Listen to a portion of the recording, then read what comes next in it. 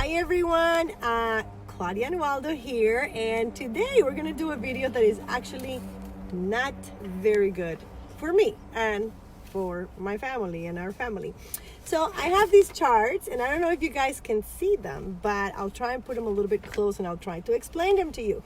I have been a little sad, disappointed, and upset, and I'm going through all these emotions, and I'll tell you why. So I took Mateo to his general checkup, his doctor's checkup, and the last time we went for a full checkup was a year and a half ago. So he was 6 and now he's 7.5. And so I'll tell you why I'm upset in a second. First, I'm going to show you the charts. So this is a chart where, sorry, got a call, how high and how tall, and how heavy he is against the other children in a classroom. So it's called a percentile. So let's say that you have 10 kids in a class, then you measure if your kid is the tallest of the class and if your kid is the heaviest. Everybody has seen him. Mateo's, pretty tall, pretty big. So he has been always at about 80% percentile. That's what this means. This is when he was age 6. This is when he's now. And this is the weight. So last time I went, yes, he was over the line. So if a child is on this in this line, it means he is malnourished. Mine, very plumpy, very cute.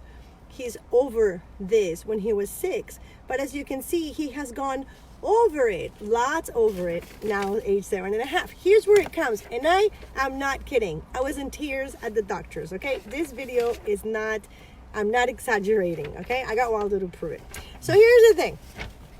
This is the one that's a little scary. Moms and dads, if you have not done this, please do a BMI calculator. This is the BMI. BMI stands for body mass index. I'll let Waldo tell you guys in a second what BMI is. So, okay, here we go. Live on this camera.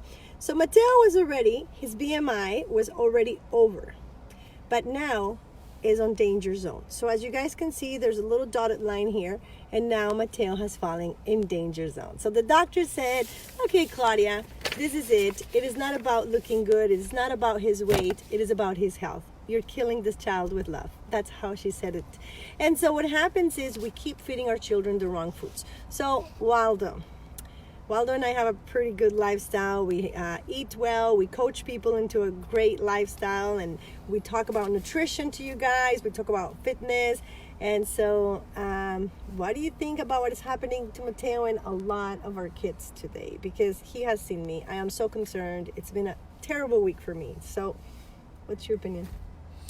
Well, I had a similar experience when I was a kid, and I was raised in a single mom home, where I was eating with no supervision, and yeah, things happen. So at the age of 8 or 10, I was overweight, and I had a very high BMI.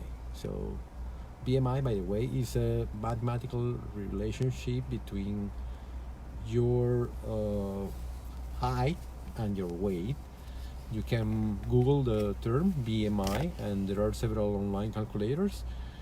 So the problem there is that if you are too heavy for the size of your body, you are above the curve, okay? So for cyclists, for example, they tend to be lighter persons. You usually are in a BMI index like 20 or 21. For overweight people, overweighted is like 25, 26, or even above that. But this, I'm talking about adult population, okay? So the problem Claudia is bringing us today is like, oh my God, so my kid is really overweight. So that's the problem, Claudia. That is a problem. So, she did say, go lightly, in the sense that we don't want to make him feel fat, and we don't like to use that word even with our clients. But that is the problem. We are obese. We are extremely obese, overweight, fat. We have to get comfortable with these words because, as you guys know, I was 50 pounds heavier. Waldo was a super overweight child and teenager.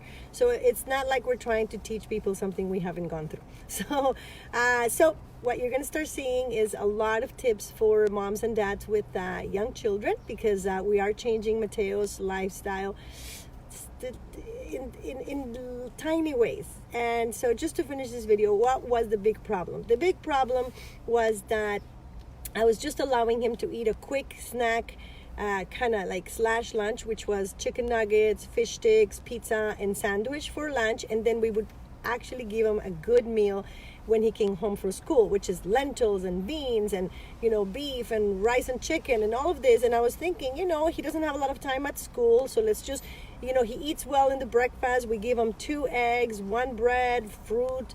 And then he gets a snack, he's getting cookies, and he's getting a fruit, and then he's eating fish sticks or whatever we send them. And then nighttime, he's eating a big dinner because that child is starving. And then he also finishes with a light snack before bed. All the wrong things, because this is the one thing we have been telling people, which is we're eating too many portions, too many fruits, too many carbs, not carbs, simple starches like cookies and breads and desserts. And it was just out of control because we think they can lose it later. Well, they can't. It's going to be harder. They will become obese adults. But the problem is not obesity, like the doctor said. The problem is about child diabetes. The other problem is fatty liver on children now.